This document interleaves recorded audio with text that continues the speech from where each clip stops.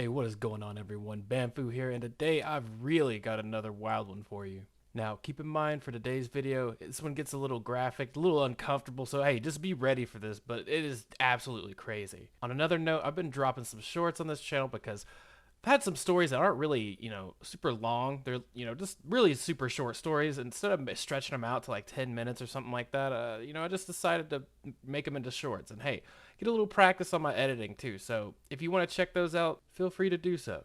And who knows, maybe in the future I can elaborate on some of these stories a little more. Before we really get into it, I'm still getting familiar with my storytelling, and I don't know if I have the most confidence going into the crazier stories, but this one's a little bit of a light attempt. And remember, if you enjoy this content, hit this video with a like, drop a sub, and stick around for a little while. And a thank you to the few reoccurring people that stick around for some of these videos. I really appreciate it. Now, without further ado, let's jump into some wild plug stories. This was back around 2010, and I was in my first year of college, but I occasionally would go back to the old hometown, as I've said before. And I'd go kick it with some friends, just chill from time to time. And one of these friends was named Ace. As a matter of fact, he's my very first video. The one where my roommate had a trip and it literally transformed him into a better person afterwards. Anyways, Ace was a really chill dude. And like I'd said before, he always had the best stuff you could get off of him. Now, Ace wasn't considered one of my main plugs, but he was definitely a reliable one that you could go to. I also enjoyed chilling with Ace because we would just game, smoke, and just have like a good time and kick back. And sometimes when I'd come back, I wouldn't want to go see my like family or anything. I'd rather just go see some friends and just spend time with them. And Ace's place was a good spot for that. Him and his girlfriend were really easygoing and enjoyed my company. Back when I was a lot younger and dumber, at the time, it never really dawned on me, but the apartment was essentially a trap house. Probably not the best place to be chilling all the time, especially for like extended periods, I'd feel like. But honestly, I would get a kick out of seeing all the different types of clientele that come by a spot to get served.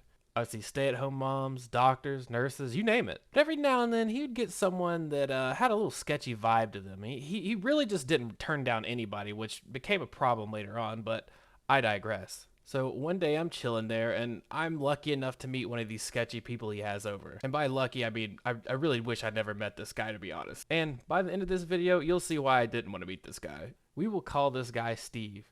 And Steve comes up to pick up something from Ace. When this guy comes in, I'm just sitting on my gaming laptop playing some Left 4 Dead 2. Hey, Left 4 Dead 2 at the plug spot, let's go. 2010 was just absolutely lit. Well, while I'm playing, I hear Steve starting to get to a story about some guys that robbed one of his friends. Now, Steve's an older guy, probably in his late 40s, maybe even early 50s. And at the time, I don't even know if I was 21 yet. Maybe I was 20, but definitely not much older than that. Now, this is where the disclaimer comes in, or whatever you want to say. This is pretty insane. So Steve's going into his story. He says, well, his friend used to sell his prescription meds, and apparently he was selling a lot because somehow one of his buyers that he had ran into found out how much he was pushing and decided to rob him. But this was one of the most messed up ways I've ever heard anyone go about it. And Steve's going on with the story. He says, yeah, man, these guys busted, and off the rip, they grabbed this guy's girlfriend's little poodle and just blasted it. Bro, he took out the poodle.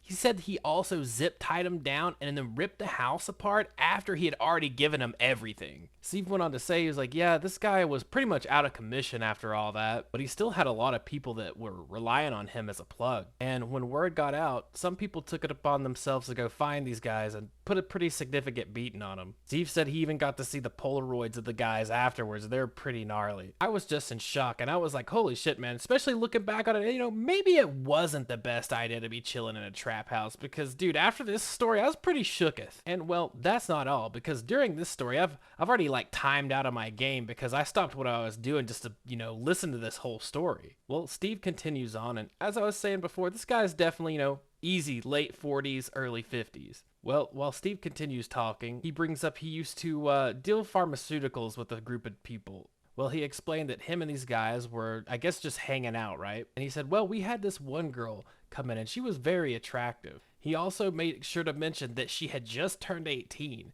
and she was wanting some stuff from them and didn't want to pay or have any cash. Dude, after we hear this, just turned 18, me, Ace, and Ace's girlfriend look at each other like, oh, where the fuck is this going? Steve went on to say, well, we offered her whatever she wanted, and what he said had to be one of the most scumbag, holy shit, man. But what Steve said was, Well, if you want to take it in every hole, we could work something out. Then there was complete silence after this statement. Then, answering the silence, Ace's girlfriend, in her English accent, goes, "Well, what ended up happening?" And Steve just goes, "Well, man, we banged it all out." Bro! Dude, this is like some Requiem for a Dream shit, bro. Bro is beyond demon time, dude. He's the fucking clock. I was just like, this is absolute insanity. What is going on here? After Steve left, we all just had some mild PTSD from this situation. Hey, we weren't even the ones that went through this. What this old man had just told us felt unbelievable, dude. It was then I just had to call Ace and I'm like, bro, who are these people you are serving, man? You know, that poor girl, if she's still alive, is probably still affected by that. Like, holy hell. Dude, and the cherry on top, I'm also pretty sure that that same guy, Steve, broke into Ace's place sometime after this when Ace was on vacation. He took all his leftover vaporized bud that he would use to cook with and stuff because he's just like an old sketchy guy. I don't know. Man, this day was just too much for me. I was sitting here like, man, I just came here to smoke and enjoy some games, not have my psyche just like pulverized. I didn't think I could be shooken any more than I'd already been from the first story. But shit, man, was I wrong.